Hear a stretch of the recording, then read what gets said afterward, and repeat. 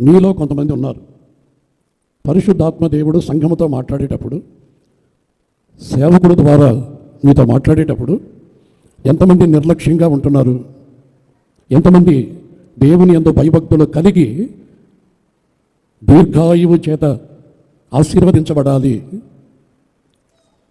నేను బ్రతకాలి అని చెప్పని ఎంతమంది లోబడుతున్నారు? అలా లోబడినటువంటి వారే బాప్తిస్మానికి సిద్ధపడతారు. ఆమె ఇంకా మీలో బాప్తిసాలు పొందని వారు ఉన్నారు. యేసు ప్రభు త్వరగా వస్తున్నాడు. ఆ వచ్చినప్పుడు పరిస్థితులు తారడం అయిపోతాయి. చెప్పేదానికి సేవకులు మేము మీకుండాం. ఏమంటే మీకోసం మేముంటే ఎలా? మీ ప్రభు దగ్గరికి వెళ్ళాలి. దాని కొరకు మమ్మల్ని మేము సిద్ధపరచుకుంటున్నాం. దాని కొరకు రాత్రి బావుల్లో పరిగెత్తుతున్నాం.